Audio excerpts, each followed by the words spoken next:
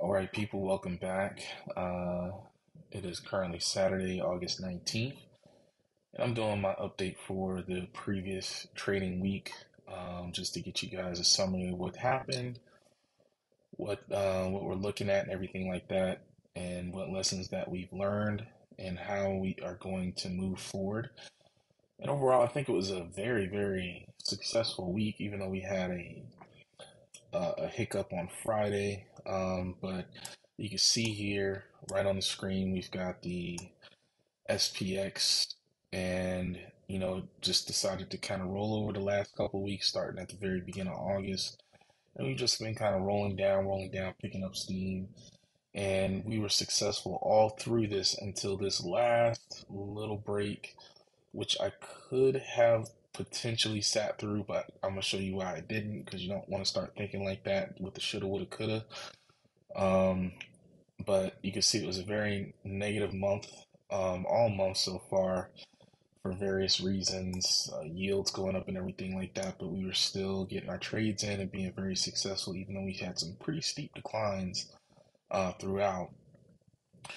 So I'm gonna first let's look at the actual results. I'm first gonna go to our spreadsheet here, and we're going to look at our trade tracker. I just added a little spark chart right here to kind of visualize our overall gains over time.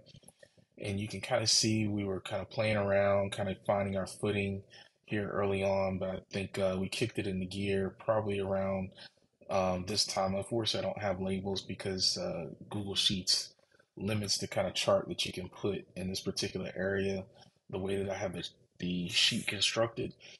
But you can see we really kicked it into gear. This is probably around July. Had one setback, one big setback, and then really turned on the jets ever since then.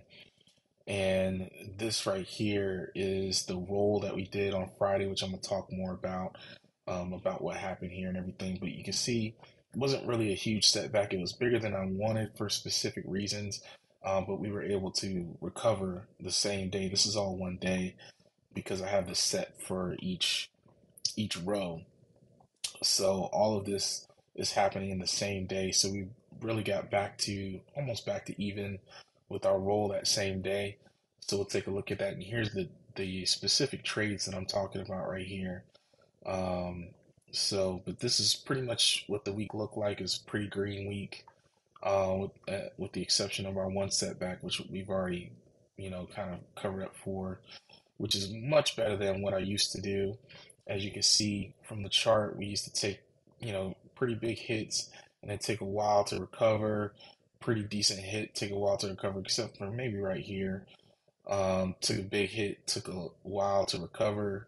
Um, but we've kind of learned our lessons from those and have some pretty quick recoveries now, even though it didn't go exactly to plan.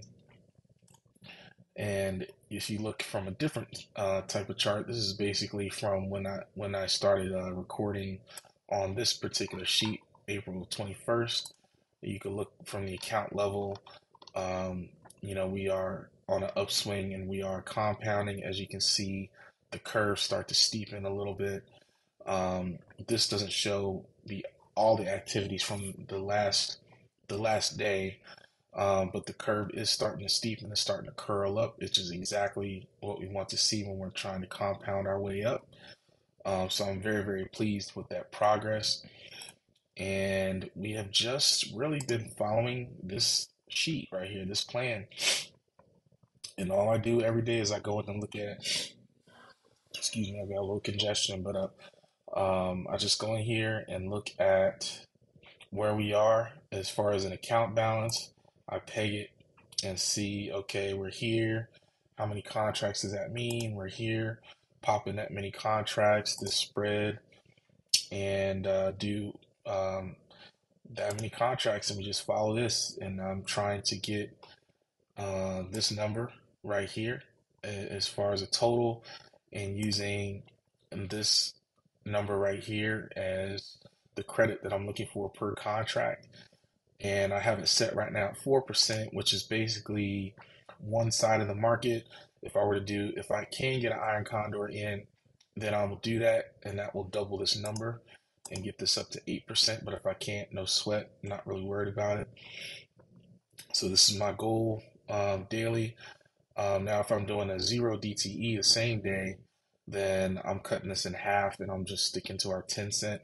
But this right here, doing these 1 DTEs is very, very lucrative right now because we're able to hopscotch because we're only using half of our buying power. So I can do a Monday, Tuesday, Wednesday, Thursday, and Friday trade all for 20 cents instead of 10 cents like I would normally do for a 0 DTE.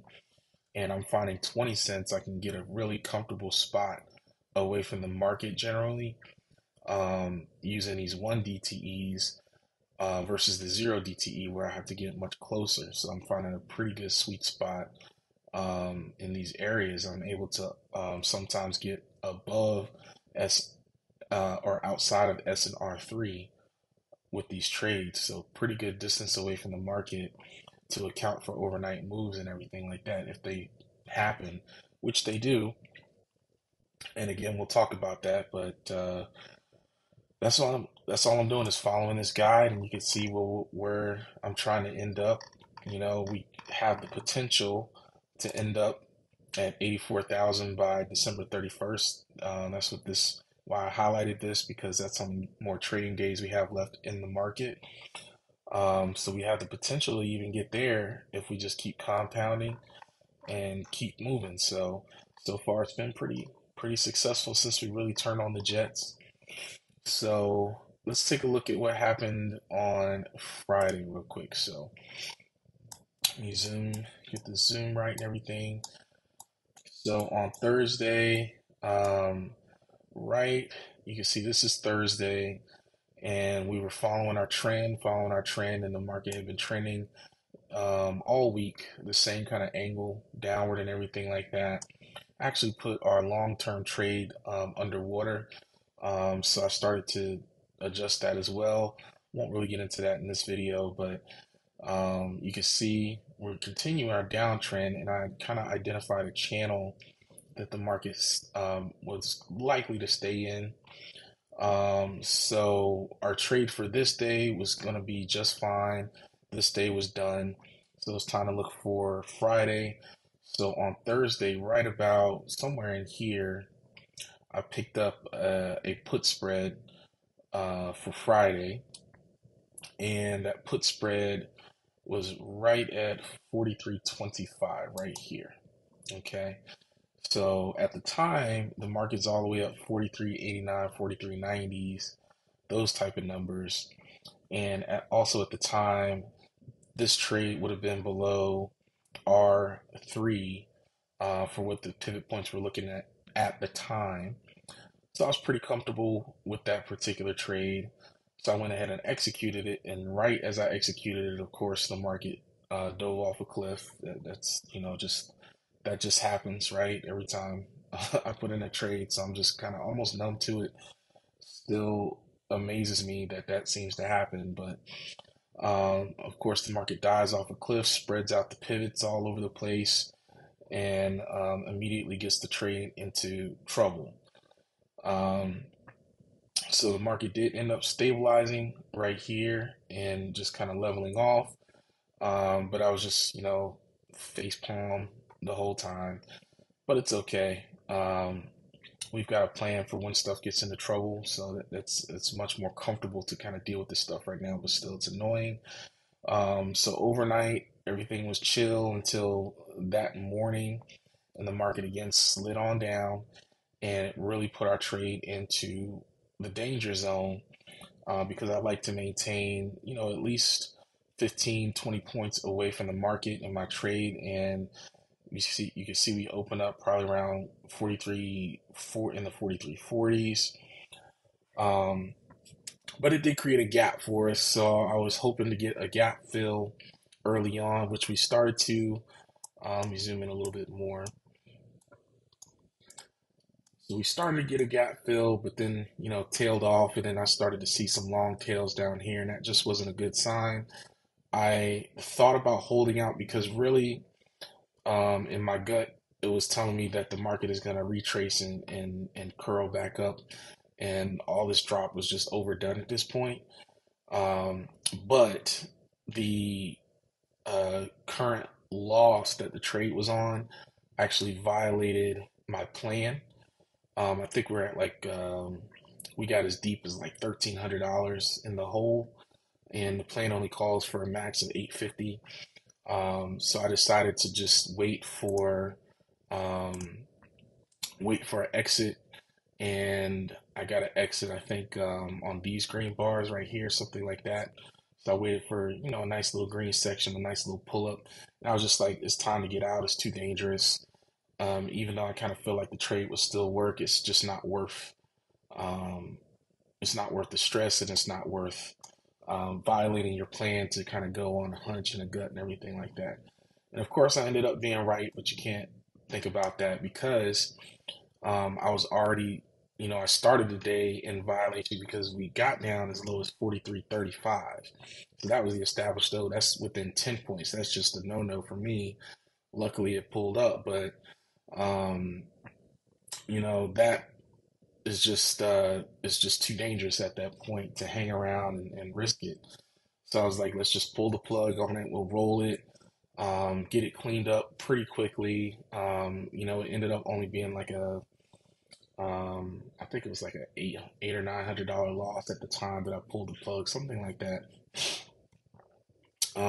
And then just waited for a good spot to get a iron condor rolling. And that's exactly what we did. You can see from our tracker, we got our uh, got our put trade right in here for 40 cents. And I was doing the math the whole time. So we closed it for 85 cents. So I had to make up about 85 cents to close the loop on the roll. So I decided to split it so I can give myself more room on the put side. I didn't want to roll for 85 cents on the put side because that really wouldn't give us any more breathing room for the weekend coming up. So I decided to split the responsibility between the put and the call. Our current call trade worked out just fine, so I couldn't even get out of that because that was just sitting on zeros. So I placed another call trade for Monday. Ended up getting 30 cents. I was having some trouble getting filled on that Monday trade for whatever reason. But basically, long story short, I was able to get 80 cents, or I'm sorry, 70 cents out of the 85 cents that I was looking for total. And then you add the 20 cents that we already collected from our call spread that day. And that put us right, I think it was like 5 cents away from where I needed to be because I like to account for commissions as well. Um, so it put us within 5 cents of where we need to be just on that one roll. And you can see all that kind of play out right here. So this was where I wanted to be by Friday, but since we had to close, it kind of took us down here. And then our two rolls got us back up right almost to where I wanted to be in the first place anyway. Um, so as long as Monday works out, we'll pretty much have that loop closed, and then the next trade after that will clean us all the way up and true us back up to where we were originally supposed to be anyway. Um, so even though this trade would have worked out, again, I was at 43.25 on the trade down here. Um, it was just too dangerous to hold on to. You don't want to establish, you don't want to establish kind of the muscle memory that it's okay to, go on hunches and all that kind of stuff. I mean, that's where all of this early stuff came from. It's like going off of hunches. I don't think the market's going to do this or that. And sometimes you win, sometimes you lose. Just cut it off, cut off the cancer cell and roll it, rework it, and come back fresh, right? So that's what we did. Not too much sweat off our back.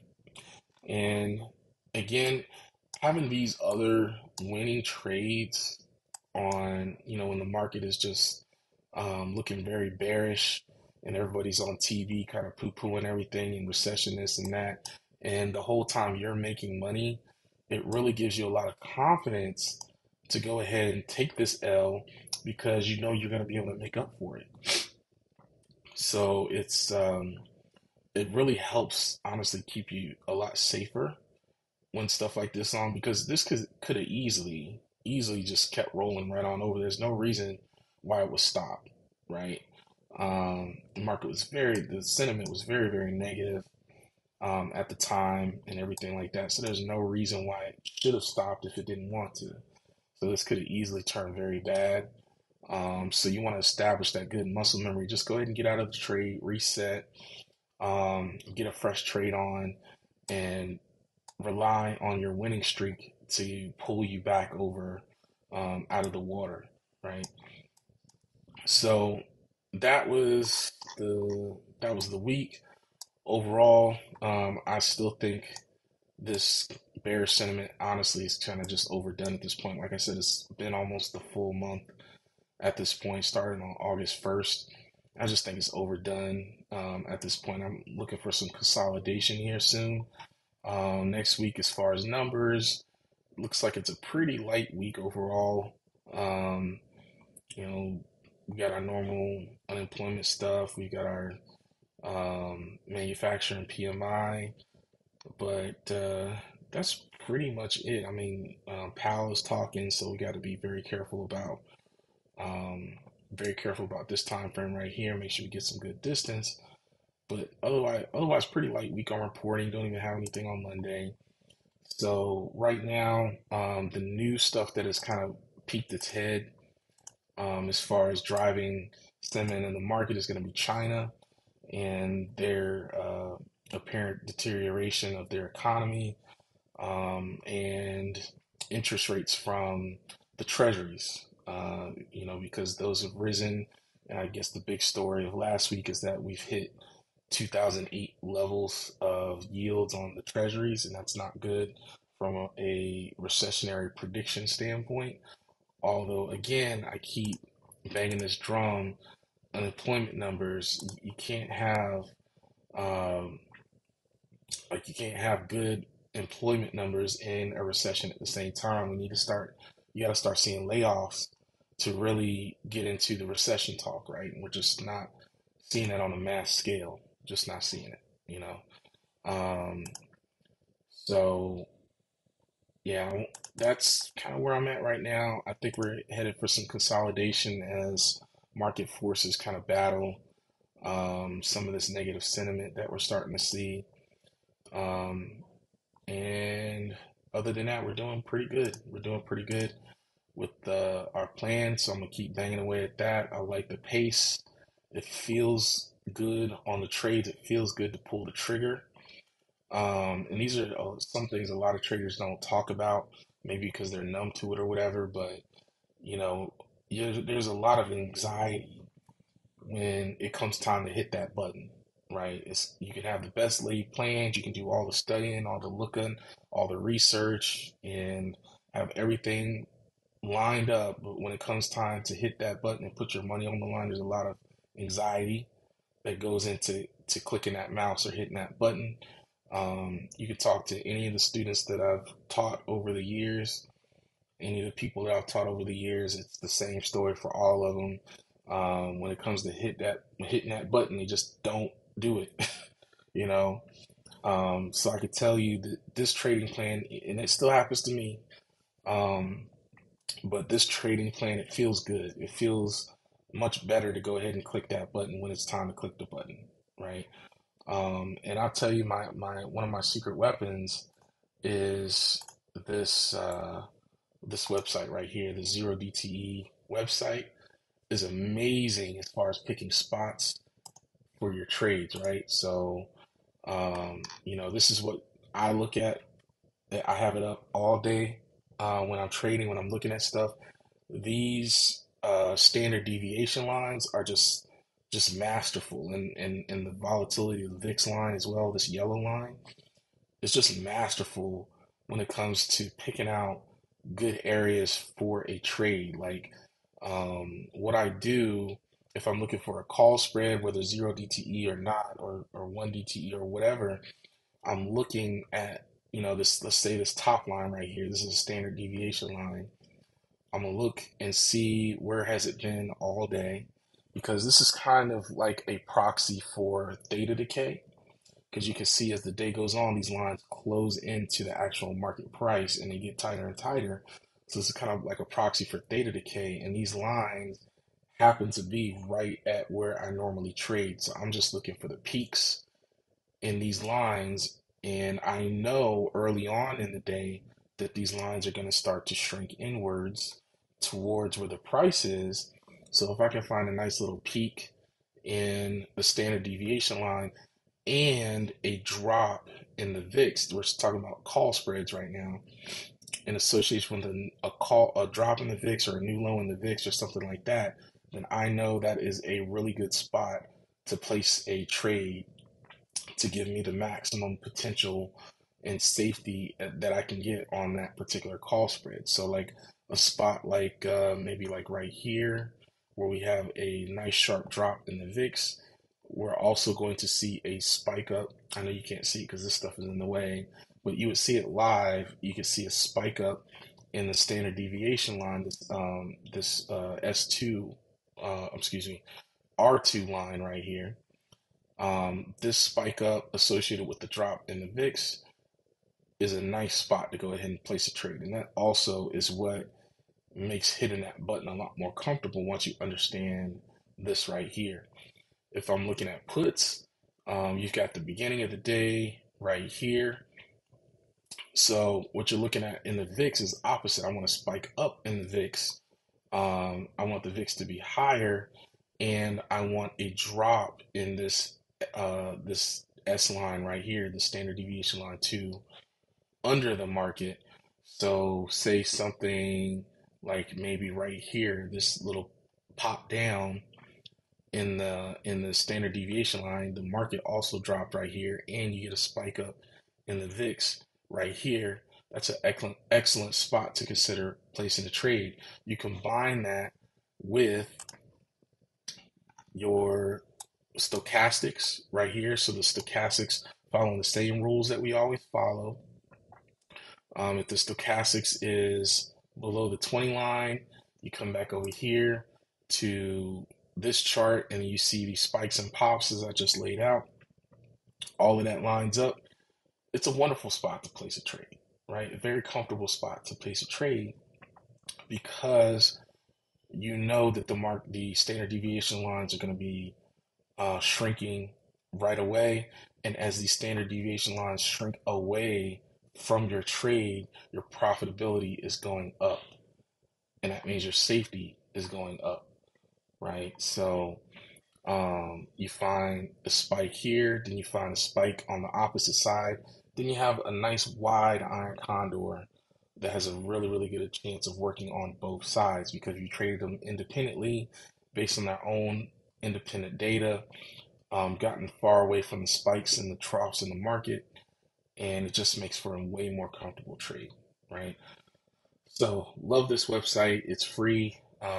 You can see the URL right there. I highly recommend using it. Wonderful stuff. And that's it, man. So we'll keep on keeping on for next week and we'll see you soon. Let me know if you have any questions. Oh, real quick in the Discord, um, join up, join up. All right. I put all of my thoughts as I'm thinking it throughout the day in the general channel for the most part. Um, everything live as I think it, kind of what's going on, what I'm seeing, what I'm trying to do, all that kind of stuff right here. It's free to see this. I'm not going to tell you the exact details of my trades before they happen, but I'll tell you my thoughts. I'll tell you, like, kind of looking at this and that, all that right there. And if you want the detailed trades, all you got to do is sign up for a membership. The lowest membership is going to get you access to my long-term trades, but the premium middle membership right here is going to get you access to all the trades. It's going to get you access to the spreadsheet that you can use for yourself. I spent a lot of time in these formulas. I finally fixed the spreadsheet, by the way, so all the numbers add up exactly. You don't have to delete anything anymore. Like if Thinkorswim has the CBOE stuff behind it that used to mess up the calculations and everything, you have to manually delete it. You don't have to do that anymore. just copy and paste. It'll pick up everything, pop it in, give you all of your stats automatically, add everything up. Wonderful stuff. And you also get the wealth calculator. Honestly, it's the best possible spreadsheet in on planet Earth as far as spread trading. If you ask me, I don't know how, I don't even know how I could improve on this at this point. I always find something or other. But it's wonderful and it leads to actual real world results. So I highly recommend this membership right here.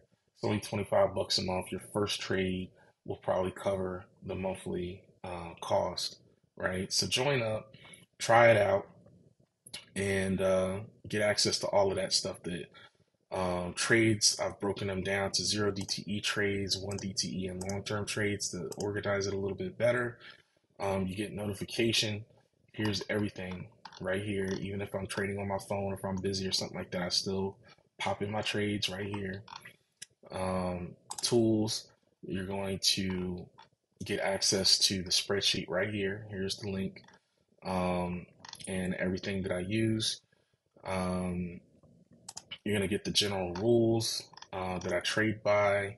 So you can see all of that kind of stuff as far as the stochastics and everything. You're going to get all of that stuff, right? So it's a very, very good membership. I I probably would have a lot more people in here if I would have the time to promote it, but I don't.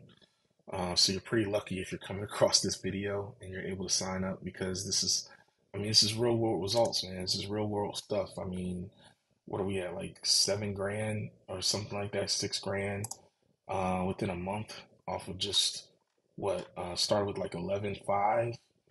Um, so that's just 1 month of performance, 2 months of performance, and pretty smoothly at that. So not like crazy, not taking crazy risks, just following the plan, really far away from the market, probably further than most people trade away from the market, and still getting nice, smooth results and able to get out of trouble pretty decently if you do get into trouble, as we just, displayed. This is really good stuff, man. I really don't understand why I'm not more popular because this is really good stuff, and I've spent a lot of time, and a long time perfecting all of this stuff. I even got training.